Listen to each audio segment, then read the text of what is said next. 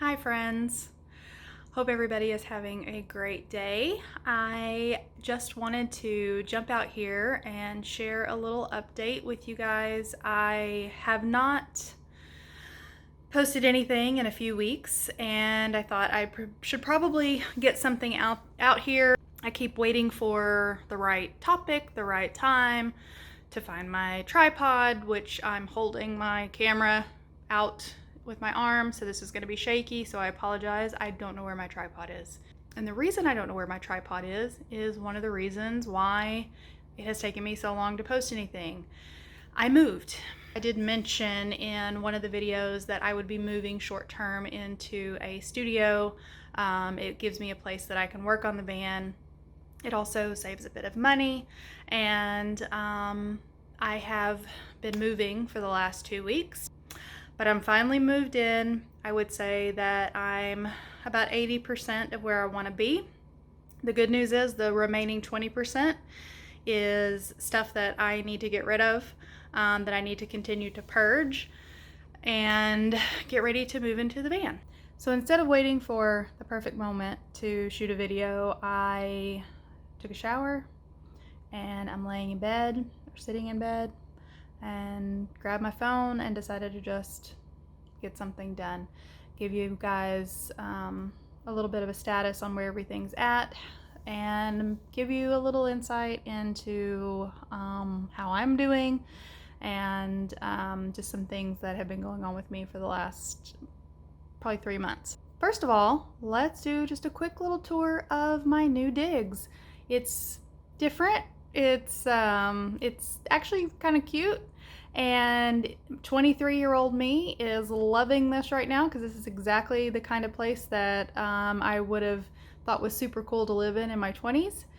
It's still super cool, and I'm actually kind of excited about the opportunity to minimalize in this environment. I think this stair step down from a 1-bedroom with an office to a studio is perfect, and then I can continue to pare things down and move into the van, and it won't be such a big shock. So without further ado, let's take a tour.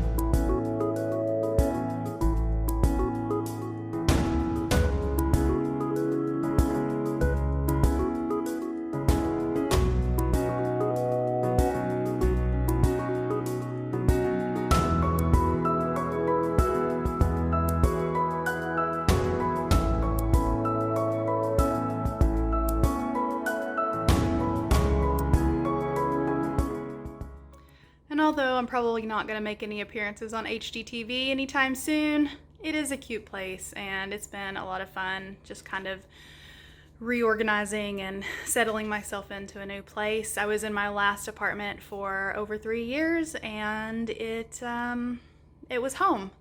I went through a lot of things in that apartment. The first night I was here, I was actually a little bit depressed. It was just a lot of weight and a lot of change and a lot of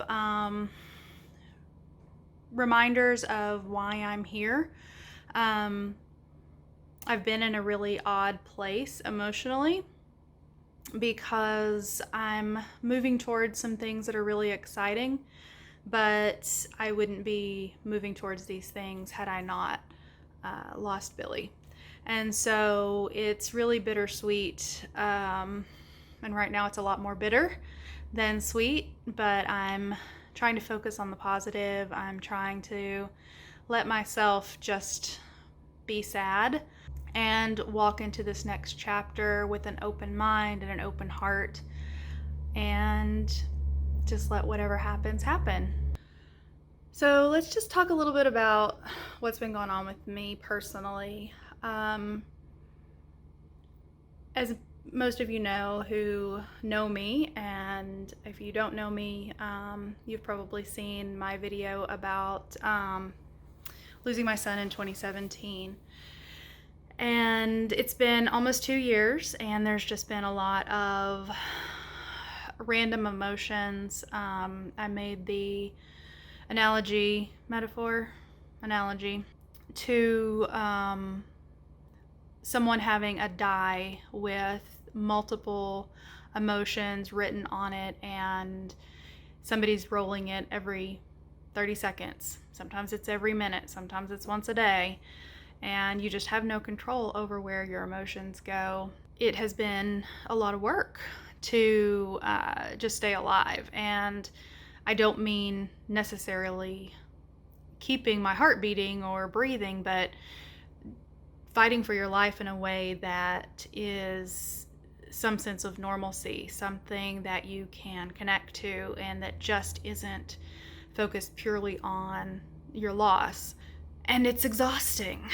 And, you know, I understand now why a lot of people have said that the second, third year after their loss was the most difficult. And, you know, a lot of people say it's because you're no longer in shock. And I agree with that. I think you're moving into whatever reality is going to be for you. And I guess you're really skirting that line between the old person that you were, the moment when your life changed forever, and the new person that you're becoming. I think the thing that I have realized the most, what makes this the hardest, is that I'm just tired. You know, I've been fighting for myself and for my heart for almost 2 years, every single day, sometimes every single second, and I'm tired. And so I can see why people say that the second and third year are much harder. On top of that, I wanted to address a subject that I think is becoming more talked about with all of the losses and you know, the things that are happening in our world, and then just the number of children who take their lives, and that's just mental health and depression and anxiety, and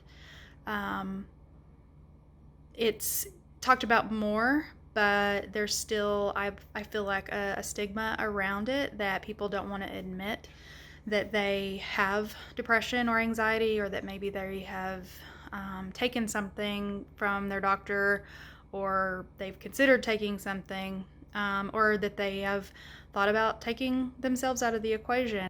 The way that we handle that information isn't always done in the best way. I would love to help that cause and to give people a place that they can safely share that information and talk about it openly.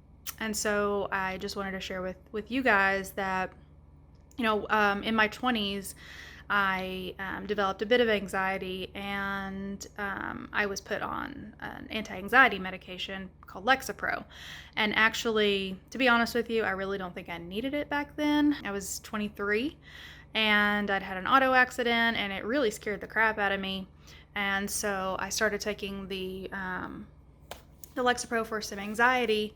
And back then, I didn't know what questions to ask. I was, you know, young and just listening to my doctor. And I had gone to this doctor for a long time. I do feel that he had my best interest in mind, but not knowing what it was going to do to the chemical makeup in my body and how hard it would be to get off of it if I ever wanted to. I'm pretty much on Lexapro for the rest of my life. When I would go to the doctor for a checkup or anything, especially if I went to a new physician for something, they would ask me about Lexapro, and they would say, do you take it for anxiety or depression, or both? And I would say anxiety. And they would say, ask me if I had depression. And I have never, ever, even when I was going through some of the hardest things in my life, would never have considered myself depressed. I would get sad obviously, I'm human. Things would be stressful. I would, get into those places that we all get into where life just sucks. Even going through the losses that I have, I would never have considered myself depressed. And I know that's a really odd thing to say. I was sad. I'm sad. I've been grieving. I have been going through all of the things that grieving people go through. Well, about 3, I guess going on 4 months ago now, something drastically changed. It was like somebody flipped a switch, and I knew that I was depressed. Something changed, and it wasn't an environmental change. It wasn't anything in my head that changed. There was no trigger, no stressor, no event. It was literally, and I remember when it happened because I was talking to someone and I said, God, the last couple of days I have just felt like I'm forgetting something. Like I just have this feeling of like foreboding, and that something's going to come back. Or I think I even used the example of, I feel like somebody's mad at me and I did something wrong, but I haven't, and I don't know what that is. And basically from that day forward, it just got worse and worse and worse. And it happened a couple of times, but there was one day specifically where I went into this complete place of apathy where I had no emotion at all. I can't say that I didn't care, because I didn't even not care, if that makes any sense. There was nothing. I was full of nothing. And then I started thinking about suicide. In the times where I've gone through those feelings of desperation and hopelessness and pain, where I just didn't want to be here anymore. I didn't want to be here without my son. It was dramatic. It was the screaming, hair pulling, rolling around, punching kind of emotion. I wasn't empty. I was full. I was full of pain. And that made sense. That made complete sense to me because I was full of pain. And in those moments where you think about removing yourself from the situation, at least for me, was I am tired of this. I don't see a way past this. The only resolution to this is death, whether that's natural or not. And those moments can be so fleeting and so short, and they just come and go like fireworks. They are full of emotion, but this was different. I was empty. I was completely empty with no emotion, no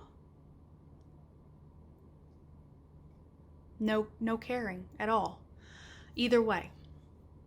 And these thoughts of removing myself from the world would start to spin. And it was such a disconnect from what I had been dealing with. And it went on for what felt like a really long time. And I remember the kind of the peak of it, where I kind of came back into myself and understood that these thoughts were not okay and there's something else going on here. But I'm like, I need to call somebody. This isn't okay. And so, long story short, long story long, oddly enough, by the time I walked from my vehicle to my house or my apartment, I was fine. Completely fine. It was like somebody plucked me out of my body and I had all of these empty, ridiculously dark thoughts. And then as I'm walking, they popped me right back in. The next day, I made an appointment with my doctor, and I also shared with some friends what was going on. My doctor chose to put me on, I say my doctor chose. My doctor and I chose to try some prescription therapy with Wellbutrin. And I'm at week 5 on this medication. I will say that I have not had any more of those episodes.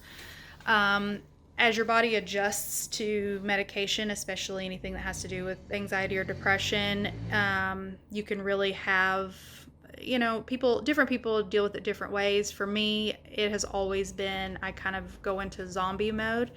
My memory sucks. I feel a little bit disconnected from things, but I'm very level, and I don't really have any emotions one way or the other. But it's not so bad for me that I don't connect with people, or I can't have a conversation, or like I'm on medication. Nobody really can tell unless I tell you. So in week 5, I'm starting to come out of that, what I call zombie mode. My memory is getting better, or going back to normal.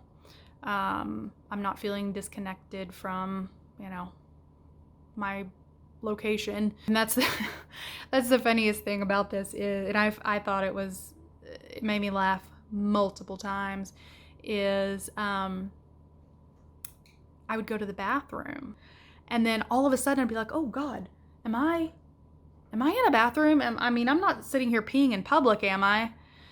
It was very weird. There's a part of me that is fascinated by how your body and your mind and everything kind of handles these different situations.